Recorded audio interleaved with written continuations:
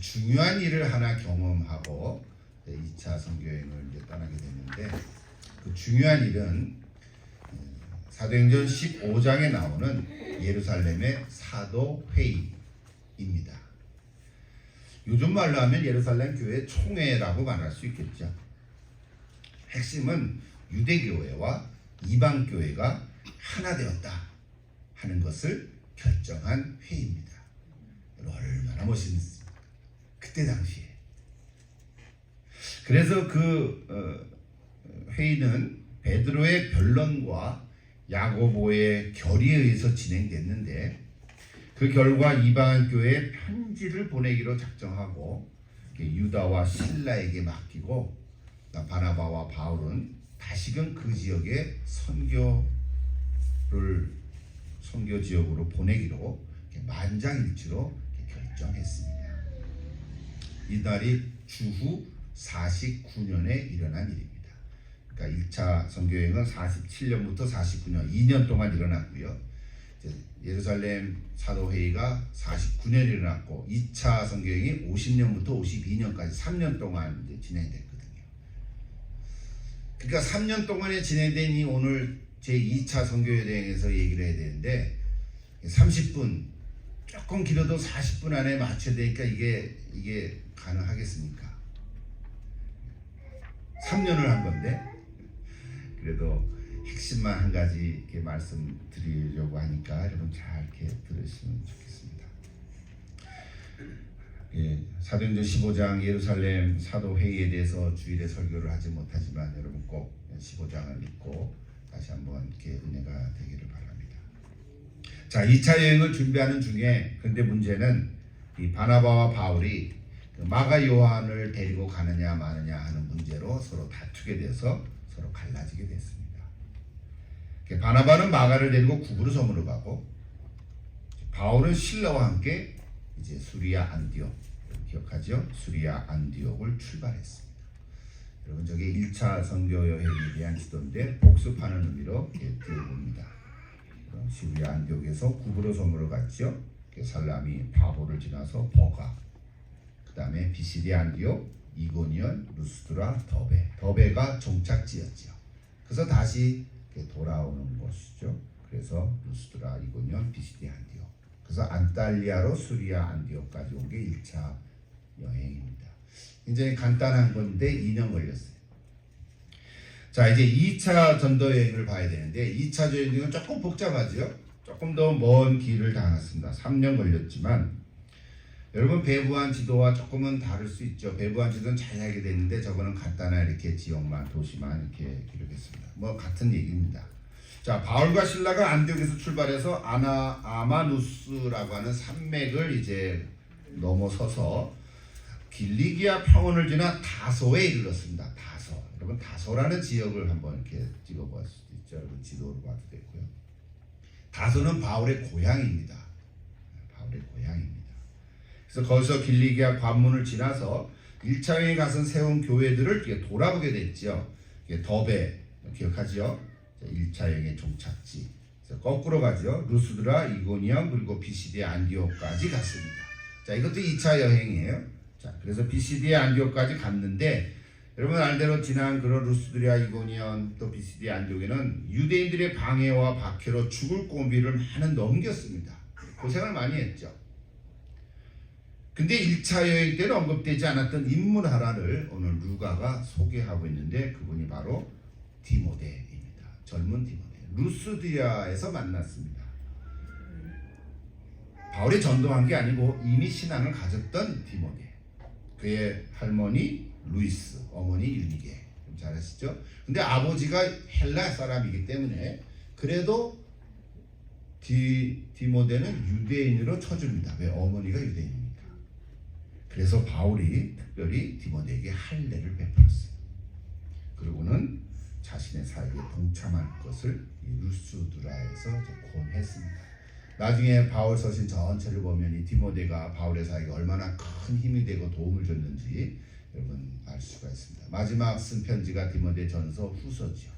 이게 바울이 제일 마지막에 쓸 정도로 디모데에게 목회 서신으로 보낸 거죠. 자, 이제부터 2차 여행의 본격적인 시작인데요. 여러분 지도를 다시 보시고요. 자, 바울은 처음에는 저지도는 안 나올 거예요. 여러분이 갖고 있는 그 저지도. 저지도에 보면 좀 복잡하게 돼 있지만 그 글씨를 잘 보면 잘 나오는데요. 처음에는 지금까지 사역했던 그 아시아에서 떠날 생각이 없었습니다. 계획으로는 비시디아 안디옥에서 부르기아 지역을 부르기아를 한번 찾아보실게요. 거기 글씨가 있을 거예요. 부르기아 지역을 떠나서 북쪽에 있는 저기 벌겋게 돼 있죠. 비두니아와 본도 지역으로 가려고 했습니다. 왜 그러냐면 그 아시아 지역에 있는 아시아라고 돼 있죠. 그 아시아계 주변에 있는 그 지금의 터키 나라입니다. 저기가 그 아시아 지역에 이미 교회들이 좀 많이 세워져 있었기 때문에 바울은 아시아 지역에 가서 복음을 전하려고 하지 않고 오히려 교회가 없는 북쪽에, 그것이 지금 비두니아 지역이라고 나옵니다. 그래서 글로 가려고 했어요. 그런데 여러분 사도행전에는 언급이 없지만 아시아 지역에 7개 교회가 나옵니다. 이건 사실 우리가 요한계시록에 가보면 2장 3장에 나오는 얘기죠. 사도 요한이 반모섬에서 환상 중에 보면서 기록한 요한계시록에 7교회가 나옵니다. 여러분 한번 찾아볼 수 있겠습니까? 거기 빨간 동그라미로 표시되어 있는 그 7개 교회가 있습니다. 여러분 잘 알죠? 7개 교회가 작은 사각형 모양의 하늘색으로 여러분 지도에는 되어 있을 거예요. 에베소 교회, 서모나 교회, 버가모, 페르가눔이라고도 하지요. 두아디라 교회, 사대 교회, 빌라델비아 교회, 라오디게아 교회. 7개 교회죠. 여러분 이름은 많이 들어보셨죠? 오늘 뭐 그 얘기를 하려고 하는 거 아닌데 그 7개 교회 중에 칭찬만 받은 교회가 2개 있죠. 서모나 교회와 빌라델비아 교회. 그리고 칭찬과 구중을 같이 들은 교회가 3개죠. 에베소 교회, 버가모 교회, 두아디라 교회. 그리고 꾸중만 들은 교회가 또 2개 있어요. 무슨 교회인가요? 사대 교회와 라오디게아 교회. 나중에 기회가 있으면 또 이 7교회에 대해서 말씀할 기회가 있지만 칭찬받은 2교회는요 사실은 이 서모나 교회하고 빌라델비아 교회는 규모가 아주 작고요 사역도 별로 없고 사람도 많지 않고 알려진 교회가 아닌 거예요. 그런데 칭찬받았다고 성경은 기록하고 있어요. 반면에 규모도 크고 우리는 부족할 게 없다. 특히 라오디게아 교회는 그랬는데 그 교회는 칭찬이 없었어요. 이 뭐 단순 비교로 규모가 크고 작고를 얘기하는 것이 아니라 교회의 본질이 무엇이냐 하는 것을 오늘 7개 교회를 통해서 우리가 메시지를 받을 수 있습니다. 나중에 기회가 있으면 7교회 또 말씀을 한번 하시죠. 오늘 말씀드리고자 하는 핵심은 뭐냐면 사도가 바울과 실라가 2차 선교 여행을 떠나면서 계획을 말하는 건데 이방인의 선교는 바울이 혼자 다 한 것은 아닙니다.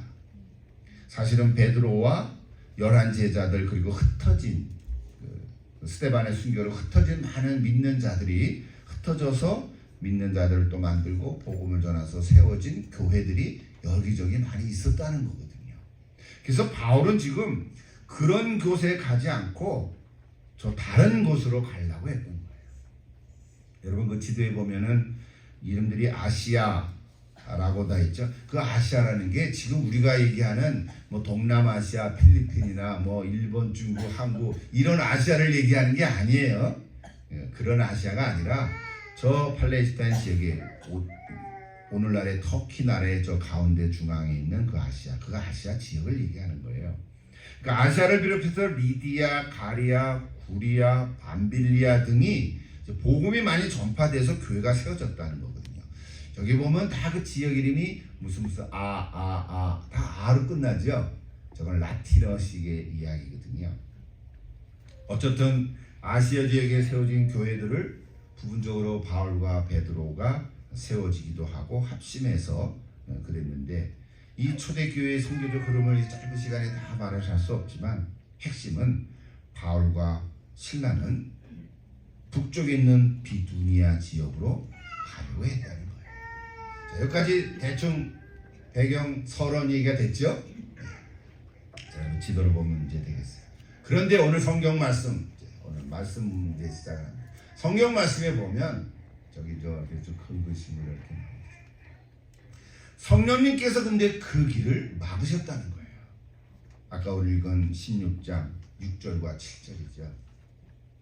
6절에 나오는데 성령이 아시아에서 말씀을 전하지 못하게 하시거늘. 자, 아시아가 어딘지 이제 알았죠? 우리 아시아가 아니고 그 아시아. 거기서 말씀을 전하지 못하게 하시거늘 그들 즉 바울과 실라가 부르기아와 갈라디아 땅으로 내려가서 그다음 무시아 앞에 이르러 비두니아로 가고자 했으되 예수의 영이 허락하지 아니하시는 자 그랬다. 저 6절 7절이 이제 바울의 2차 선교여행에 큰 변화를 일으키는 그런 말씀인 거예요. 여기 특별히 금하였다라는 구절은 우리 성경에는 전하지 못하게 했다, 이제 금했다라고 하는 단어인데 이 헬라어의 문법적으로 보면 저거를 어떻게 썼냐면 부정 과거 동사 형태로 썼어요. 부정 과거 동사라는 것은 쉽게 말하면 이런 거예요. 과거에 일어났던 어떤 일이 있었는데 그 일이 한 번 일어나고 끝난 게 아니라 지금까지도 계속해서 되고 있다. 그런 의미의 이야기예요.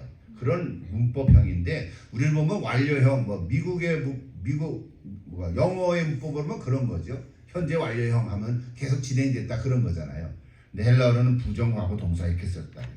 그러니까 저 말은 무슨 얘기냐면 성령이 아시아에서 말씀을 전하지 못하게 한 번 얘기하신 게 아니라는 거죠. 적어도 한 번 이상 계속해서 몇 번, 그건 자세히 알 수는 없죠. 그러니까 한 번 바울에게 아시아에서 그만 말씀을 전해라 하는 말씀을 하신 게 아니라 여러 번 계속해서 지금까지 해 오셨다는 얘기예요. 오늘 우리에게 사도행전에 전해지는 누가는 그냥 간단하게 한 말씀 한 거잖아요. 그러나 좀 문법 형태로 보면은 계속해서 그렇게 말씀해 주셨다는 거예요. 여러분 성경 경험도 많고 교회도 개척하고 성령에 대한 충만한 영적 체험도 했던 바울이 성령님께서 주시는 말씀을 곧바로 알아차리지 못했다는 걸 볼 수 있는 거예요. 그럴 수 있거든요. 성령에 충만한다 그래서 하나님 말씀하셔서 곧바로 아멘 순종하는 사람은 아니라는 거예요. 바울이 그랬는데 우리는 오죽하겠냐고요. 말씀을 한 번 해는 들리지도 않죠. 두 번 해도 세 번 해도 말씀이 있네. 그 정도거든요. 오늘 우리들은. 그러니까 오늘 그런 얘기를 지금 하는 거예요. 곧바로 알아차지를 못했어요. 그래서 성령님께서 더 이상 아시아 지역에서 머물면서 복음을 전하지 못하게 하라고 해서 바울이 지금 어떻게 했어요? 그걸 좀 알아차리고 아시아의 중심보다 남부보다는 북쪽, 그것이 이제 7절에 비두니아로 가고자 했었다. 비두니아 아까 봤죠? 북쪽에 있잖아요. 빨간데 거기는 그 경로가 안 생겼어요. 사실은 가려고 했었다는 거예요. 그러니까 분별은 했어요. 이제 바울이 이제는 아시아에서 복음을 전하지 않겠다. 그래서 오늘 8절에 보면 뭐라 그랬습니까? 무시아를 지나 드로아에 갔다 그랬어요. 무시아 거기 지역 이름이죠. 드로아는 한번 꼭 찍어보시죠. 드로아 지도에서 드로아. 요게 이제 중요해요.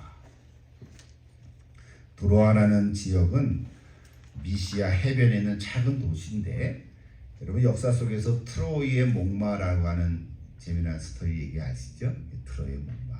그 얘기 하려면 시간이 없어요. 트로이 목마. 악성 루틴 숨어있는 프로그램. 요즘은 트로이 목마 하면 그런 의미로 얘기해요. 그러나 옛날에 전쟁통에 스파르타 왕 이렇게 해서 적군이 그 목마를 만들어서 그 안에 30명 들어가가지고 이겼잖아요. 그걸 얘기하는 게 트로이 목마. 그것이 바로 오늘 드로아에서 일어난 사건이에요. 나중에 3차 전도 여행 때에는 밤늦게까지 말씀을 전하다 보니까 2층에서 졸다가 떨어져 죽은 사람이 있었어요. 누구예요? 유두고. 유두고가 2층에서 떨어졌는데 목이 부러져서 죽었어요. 근데 바울이 또 살려냈죠. 그것이 어디냐면 바로 드로아 3차 여행 때에서 일어난 사건이었어요. 자, 하여튼 드로아에서 일어난 중요한 사건이 바로 9절과 10절이에요. 자, 우리 아까 읽었습니다만 다시 한번 읽어보면 좋겠는데 같이 한 목소리 읽으십시다.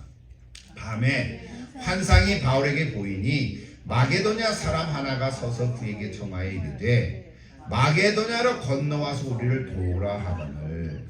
오늘 저 얘기하려고 이제 지금 이제 15분 얘기를 한 거예요. 지금 드로아에서 밤에 하나님께서 바울에게 환상을 보여주셨어요. 근데 그 환상의 내용이 뭐냐면 마게도냐 사람 하나가 와가지고 서서 일로 건너와서 우리를 도와달라고. 그게 환상의 핵심인 거예요. 그러니까 저 환상을 본 바울이 어떻게 했냐면 이제 10절에 보면은 하나님께서 비두기하러 가지 아니하고 마게도냐로 가라고 하시는 거구나 하는 거를 이제 캐치한 거죠. 시간이 많이 없어서 많은 얘기 못하겠습니다만 여러분 하나만 꼭 얘기를 하고 싶은 건데, 우리 일상생활 속에서도 환상을 볼 사람들이 많이 있어요. 그죠? 여러분 가운데도 있을 수 있고, 요즘에 유튜브가 많아가지고 유튜브를 통해서 보면 내가 환상을 봤다고 이런 그런 간증거리들도 많이 있어요. 그래서 좀 이렇게 한번 영적 교훈을 잠깐 한번 짚고 넘어가고 싶어서 말씀을 좀 드리는데요. 여러분, 환상을 본다는 건 조심스럽게 분별하고 해석해야 할 영적인 영역입니다. 단순한 꿈은 아닌 거예요. 꿈 꾸는 얘기는 아니에요. 돼지 꿈은 아니에요. 개꿈도 아니고. 근데 꿈으로 통해서 또 하나님이 주시기도 해요. 그러니까 무엇보다도 개인적인 목적이나 꿈에 보니까 저기 벨 위에 땅 사면 땅이 오른대 집값이, 그런 환상 아니에요. 그런 건 아니에요. 그런 제모로 본 환상은 가짜의 가능성이 많아요. 그걸 추구하거나 기대했다가는 악령에 사로잡힐 수도 있고요, 사기당할 가능성도 있습니다. 진짜 하나님께서 주시는 환상은 복음을 전하는 데 일하는 사역자들에게 통해서 주시는 환상이에요. 여러분, 참고로 사도행전에 환상을 봤다라는 기록이 6번 나옵니다. 저거 갖고도 참 말씀을 하고 싶은데요, 시간이 없어서 제가 보여주고 그냥 지나갈게요. 제목만 볼게요. 사도행전 9장 10절에는 아나니아에게 주셨죠. 왜 줬어요? 사울이 지금 다메섹도에서 빛을 받아가지고 분간을 못할 때 아나니아에게 하나님께서 가서 사울을 도와줘라, 안내를 해라, 그 환상을 주신 거죠. 10장 3절 4절에서는 고넬료에게 주셨죠. 그리고 10장 17절에서는 베드로에게 보여줬어요. 네 발 달린 짐승들, 더러운 거 먹을 수 없는 환상을 줬죠. 좀 다 기억하시죠? 그리고 오늘 사도행전 16장 9절 10절에서 마게도냐 인의 환상을 바울에게 보여주셨어요. 그리고 5번째, 6번째도 여기서 바울에게 주셨는데 18장 9절 10절에서는 고린도에서 환상을 주셨어요. 이 고린도에서 환상을 주시면서 바울에게 이 도시에 내 백성이 많다. 너 두려워하지 말고 복음을 전해라. 내가 너와 함께하리라. 아무도 너를 건드리지 못할 것이다. 이런 환상을 주셨어요. 그리고 마지막 27장 23절 24절에서는 배를 타고 죄수의 몸으로 로마로 가는데 태풍을 만나서 배가 뒤집힐 것 같았을 때, 그때 하나님께서 바울에게 환상을 주셨죠. 두려워하지 말라고. 내가 너를 로마 가이사 황제 앞에 서게 하리라. 그 말은 무슨 얘기예요? 배가 뒤집히고 죽지 않을 거라는 거 아니에요. 그래서 환상이 끝난 다음에 아침에 뱃사람들한테 형제들이여 두려워하지 말라고, 배 뒤집히지 않을 거라고, 염려하지 말라고 그렇게 담대하게 얘기한 것이 바로 그때 나오는 거예요. 사도행전에 저렇게 6번의 환상이 나옵니다. 핵심은 복음을 전하는 사역에 관계된 일에 있어서 하나님께서는 환상을 주십니다. 혹시 여러분 가운데 정말 하나님을 섬기고 하나님의 사역을 하고 또 말씀을 이렇게 전하려고 할 때 하나님께 주신 환상은 진짜입니다. 순종하십니다. 그렇게 되기를 기도합니다. 그러나 개인적으로 뭐 점치는 것처럼 그런 거는 가짜의 가능성이 많습니다. 그냥 잊어버려도 됩니다.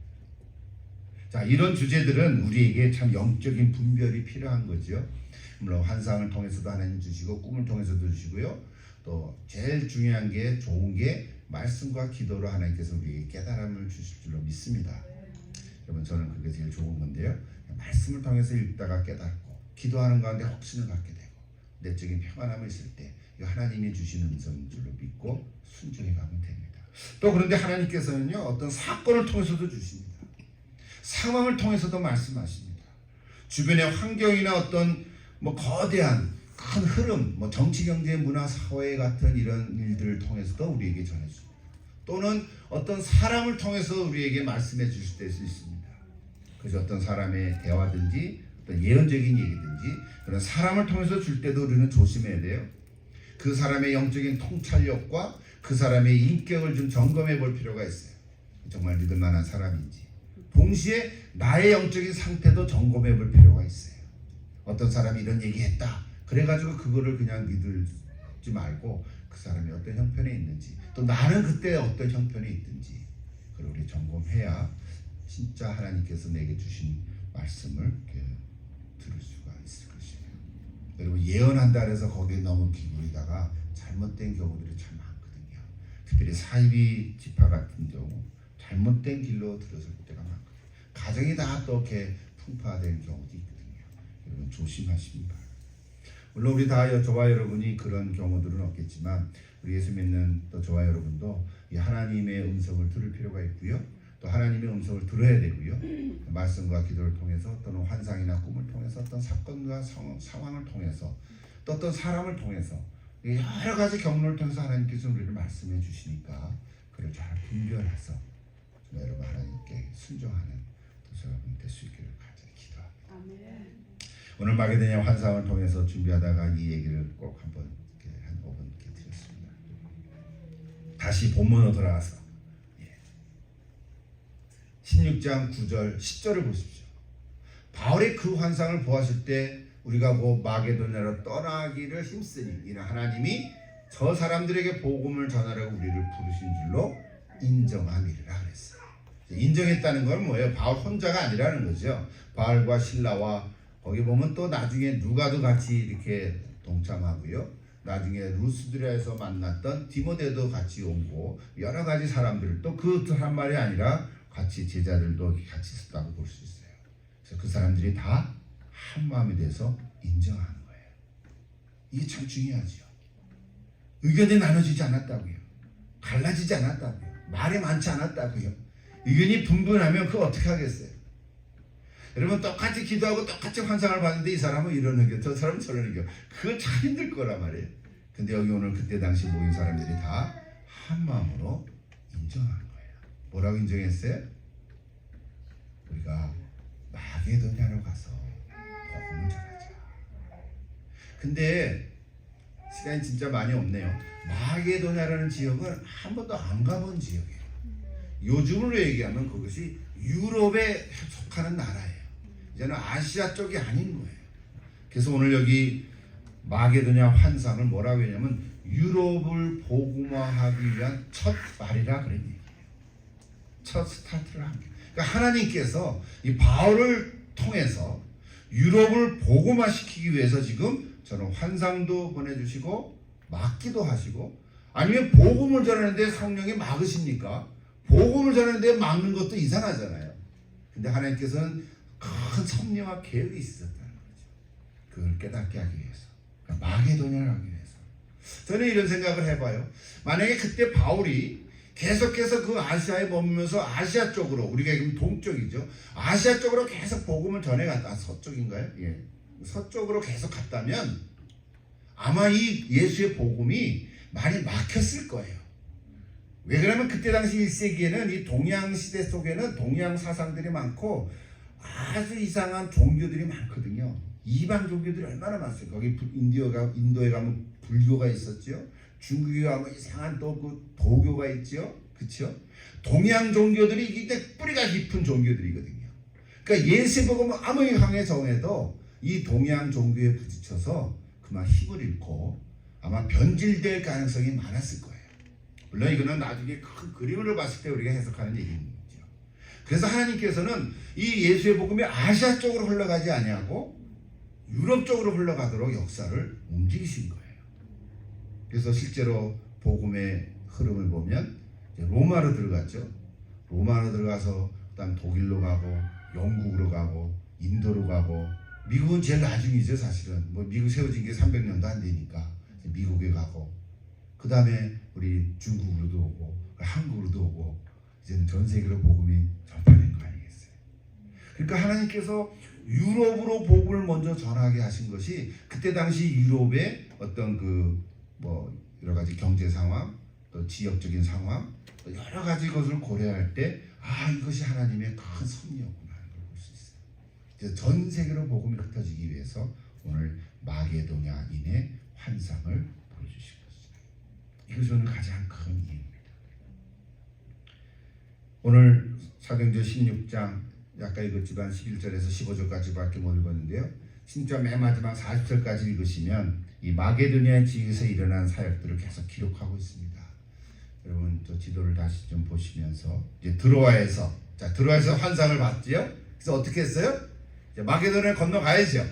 자 어떻게 했어요? 배를 타고 사모드라게라는 조그마한 도시 항구에 도착하고 그다음 네아폴리로 간 다음에 그다음 어디 도착했습니까? 빌립보. 오늘은 그 얘기 하나 하고 마치려고 해요.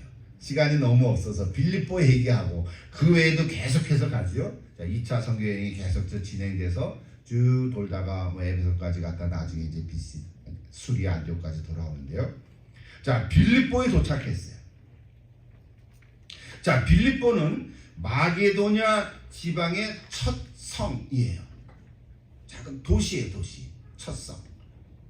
이 첫 성이라는 말은 이 빌립보는 마게도냐 지방을 선도하는 도시라는 뜻이에요. 에게해에 근접해 있고 잘 정비된 도로, 고속도로, 현대 고속도로는 아니겠지만 그래도 그때 당시에는 잘 정비된 도로가 있고요. 비록 빌립보는 로마의 식민지였지만 로마 군인들의 퇴역 장교들이 많이 살았기 때문에 정착했기 때문에 빌립보는 부유했어요. 특별히 로마 황실로부터 본토에만 부과하는 세금을 면제해줬고요. 좋겠죠. 그리고 사유재산을 인정했어요. 그리고 자기 집을 가질 수 있었어요. 그리고 재판권이 있었다 그래요. 자, 이거는 빌립보에 대한 사전적인 이야기지만 비록 속국이지만 빌립보는 특권을 누린 그런 도시였다는 거예요. 다만 오늘 얘기는 유대인의 회당이 없었어요. 자, 이제 로마 군인들이 와서 정착하니까 유대인이 거기에서 많이 없었다는 거예요. 유대인은 이쪽에 아시아 쪽에 있었겠죠, 그죠? 터키 지역에. 그러니까 유대인이 없었기 때문에 회당이 없었어요. 그러니까 바울이 딱 들어가자마자 빌립보에 가니까 회당을 찾았는데 회당이 없는 거예요. 이제까지는 다 어느 곳이나 다 회당이 있었거든요. 회당이 있으니까 유대인하고 늘 부딪힌 거죠. 자, 이해가 되시죠? 근데 빌립보에 가니까 회당이 없으니까 기도하러 기도터를 찾다가 어떻게 됐어요? 강가에 간 거예요. 강가에 갔는데 거기 여인들이 있었던 거죠. 여인들이 있었는데 누굴 만났어요? 루디아를 만난 거예요. 여기 오늘 루디아가 있는데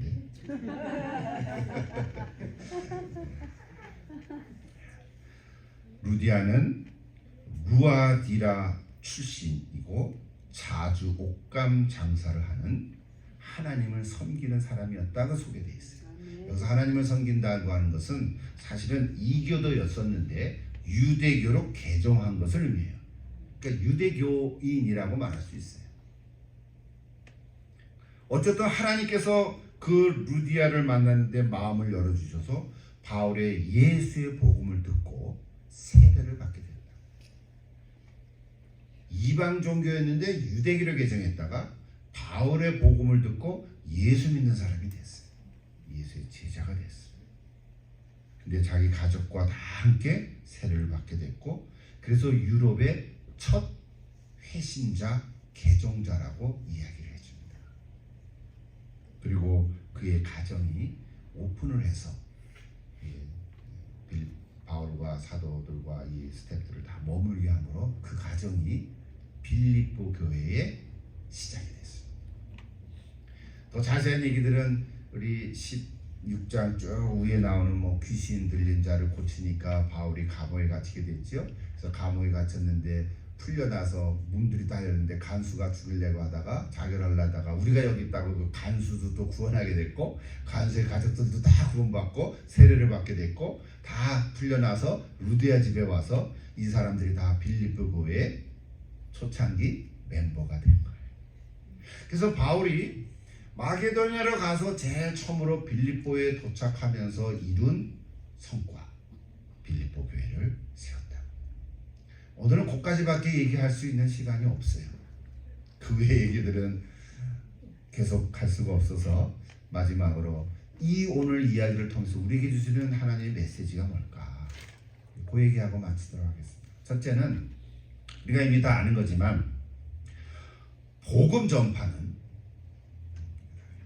전파는 전적으로 성령님께서 하시는 일이다. 사람들이 하지요. 사람들이 해요. 전에도 얘기했지만 한 사람 한 사람을 통해서 그 한 사람의 복음을 전하고 또 전하고 그러잖아요. 그러니까 선교 전도는 사람을 통해서 하지만 궁극적으로는 하나님께서 하신다. 성령께서 하신다. 이거 놓치시면 안 돼요. 그래서 하나님의 선교 이렇게 말을 합니다. 선교는 사람들을 통해서 이루어지지만 실제로는 성령님께서 하신다는 사실이죠. 그래서 우리는 누가 예수를 믿고 안 믿을지 알 수 없기 때문에 기회가 있을 때마다 복음을 전하는 거예요. 그 사람이 예수를 믿으면 내가 잘나서가 아니라 성령님께서 역사하셨구나. 성령님께서 그 사람 마음을 열어주셨구나. 누군가가 그 사람을 위해서 중보로 많이 기도했구나. 내가 알지 못하는 사람이 그 사람을 위해서 사랑하고 애를 써왔구나. 근데 내가 어떻게 만나가지고 복음을 전했는데 예수 믿었구나. 나는 그냥 도구로 쓰임받은 것 뿐이란 말이죠. 내가 잘난 게 하나도 없다는 말이에요. 이것이 선교의 원리인 거죠. 이것이 우리에게 주신 하나님의 메시지예요.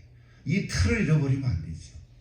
지난 1차 전도여행 때도 얘기했고 그 전에도 얘기했고 오늘 또 얘기를 합니다. 그래서 우리에게는요 부르심이 있고 하나님 오늘 저와를 부르셨지요. 부른 자라는 어떻게 돼요? 표처럼 보냄받은 자로 가야지, 살아가야지. 순정해야 돼요. 그리고 다 부르심을 받은 자는 보냄받은 자로 살아가야 됩니다. 두 번째 메시지는 이 복음을 전하는 일에는 물론이지만 우리가 항상 복음을 전하는 건 아니잖아요. 24시간. 바울도 24시간 전한 건 아니죠. 기간이 3년 2차적인 걸렸지만 그날 어떤 날 계기를 통해서 하는 거죠. 또 쉬기도 하고 먹기도 하고 그랬을 거겠죠. 자, 그러니까 두 번째 메시지 뭐냐면 일상적으로 신앙생활을 하는 우리들. 오늘 저 여러분의 일상 삶, 우리 삶의 현실 속에서 해당하는 메시지인데 이런 거예요. 내가 뭔가 준비하고 계획을 했는데 그것이 안 이루어졌을 때 어떡할 거냐. 여러분 다 각자 다르죠. 다 내 삶의 계획이 있고 플랜이 있고 소망도 있고 꿈도 있고 다 그럴 텐데 핵심은 우리 예수 믿는 사람들이 신앙생활을 하는 우리들이 뭔가 내가 계획을 하고 준비했는데 잘 안 이루어졌어요. 이게 파토가 났다고요. 그럼 어떻게 해야 돼요? 실패라고 끝장냅니까? 아닌 거라고.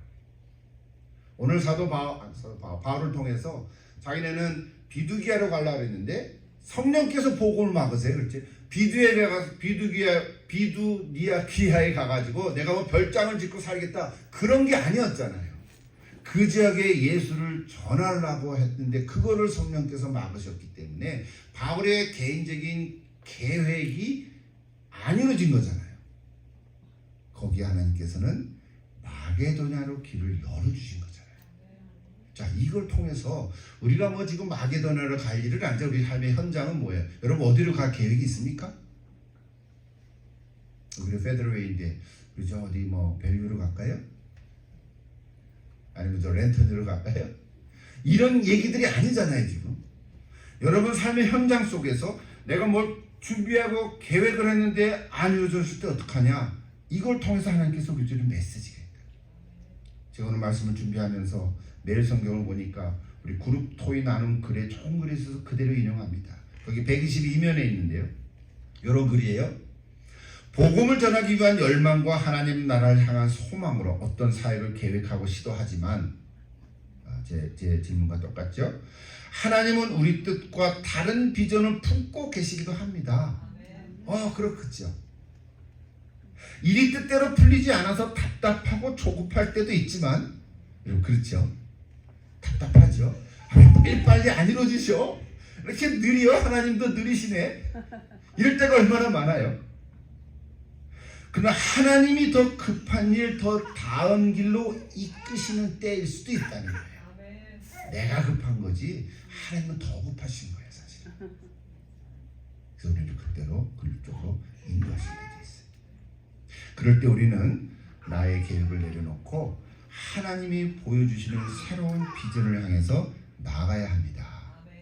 이건 제 글이 아니고 매일 성경에 기록된 글이에요. 여러분 내일 성경 다시 보십시오. 자, 그러므로 우리가 일이 풀리지 않을 때 우리는 낙심하거나 포기하는 것이 아니라 이 사건을 통해서 하나님께서는 또 다른 길을 우리에게 허락해 주실 것이구나. 그것을 믿고 기도하면서 기다리는 거예요. 이것이 우리에게 주신 메시지. 제가 말씀을 생각하다가 갑자기 떠오르는 글이 하나 있었어요. 인생의 한쪽 문이 닫히면 하나님께서는 다른 문을 열어주신다. 이것이 내 머릿속에 박혔는데 이거 누가 한 말이지? 이제 그러다가 생각이 나는데 헬렌 켈러가 한 말이에요. 헬렌 켈러 알죠? 삼중고. 근데 정확한 그 문구를 찾기 위해서 우리가 찾아보니까 사실은 헬렌 켈러가 이렇게 말했어요. 이거는 그분이 한 정확한 문장. 행복의 한쪽 문이 닫히면 다른 쪽 문이 열린다. 그렇게 얘기한 거예요. 그래서 우리는 난 꼭 행복만은 아닌데 이렇게 했어요. 어쨌든 성경 꾸르들은 아니지만 음미할 만한 문장이에요. 우리 하나님을 경험한 일이죠. 성경의 인물들 중에서도 많아요. 아브라함에게 있어서 예를 들면 이삭을 잡으러 갔는데 양 한 마리를 해서 여호와 이레의 경험을 한 거죠. 상황은 달라도 아마 여러분도 이런 경험이 한두 가지 정도는 다 있으리라고 봅니다. 시대를 살아가는 저와 여러분도 인생의 한 문이 닫히면 하나님께서는 또 다른 문을 준비하고 계실 줄로 믿습니다. 그러면 포기할 수 없거든요. 기다리는 거죠. 그동안 몇 주간 우리가 집중으로 기도했던 우리 루디아 집사 아들 클레버를 온전하게 회복하기 위해서 기도했죠. 하나님의 살아계심을 지금 보고 있죠. 간접적이죠.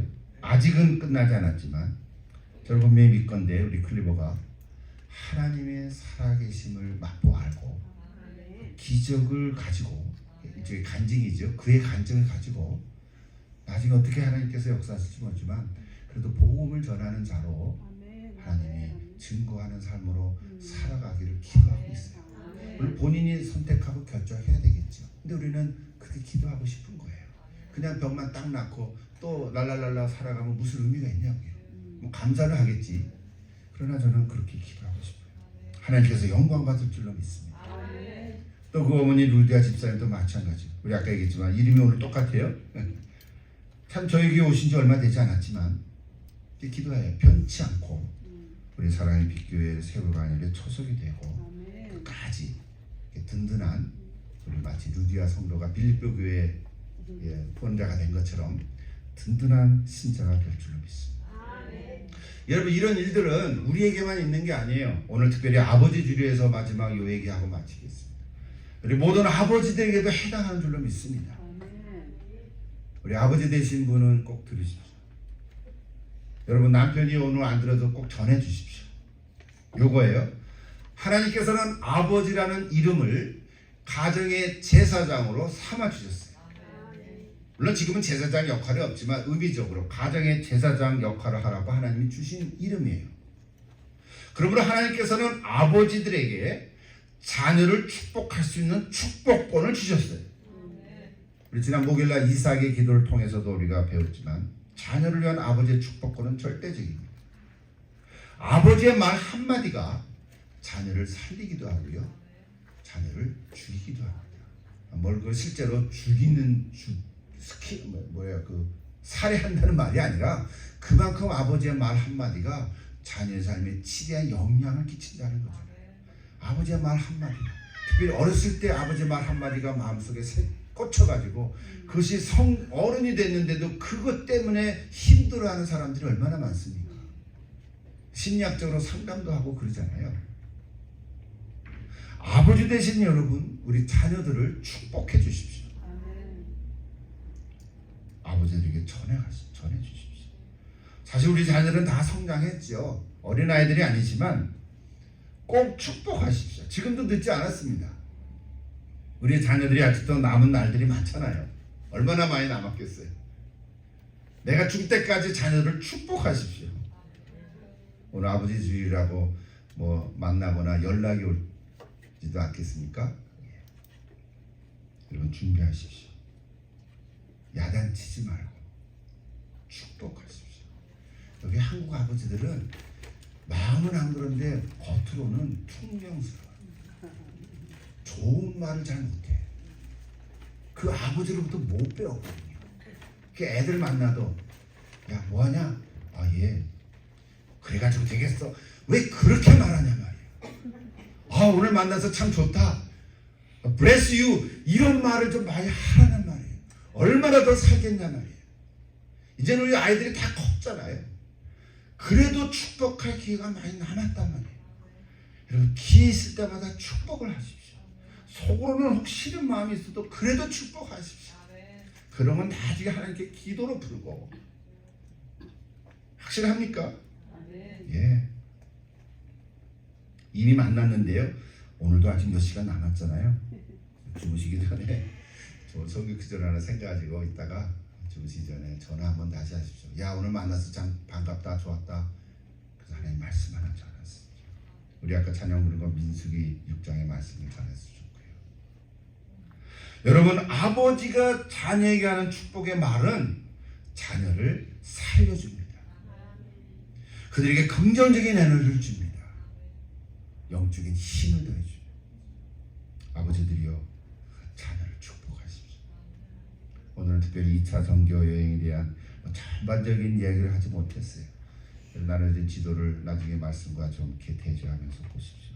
이게 다시 지도 적어봤잖아요. 저기 2차 전도여행이니까 이제 다음 주는 또 3차 가야 되잖아요. 오늘 나눠주신 거는 다음 주 3차 할 거예요. 저게 3차 전도여행이에요. 사도행전 18장 23절부터 시작합니다. 또 맨 마지막에는 로마까지 가는 거 27장부터 시작합니다. 저기 이제 로마까지 가잖아요. 이탈리아 반도에. 바울은 생각하기에 그때 당시에는 지중해 연안이 전부였기 때문에 스페인을 땅 끝이라고 생각했어요. 그래서 그곳에 가서 복음을 전하는 것이 바울의 꿈이었습니다. 오늘 시대의 땅 끝은 어디입니까? 이 질문은 다음에 제가 또 어느 날에 또 말씀을 드리도록 하겠습니다. 여러분 이번 한 주간 지날 동안 날마다 아침마다 눈을 뜨면 뭐라고 기도하라 했죠? 성령님 오늘도 나를 다스려 주시옵소서. 오늘 어떤 일이 날는지 모르지만 지혜를 주시고 잘 해결할 수 있도록 함께해 주옵소서. 그리고 한 주간 동안 이 기도하면서 더 성령 안에서 충만하게 살게 되길 축복합니다. 기도하십시오.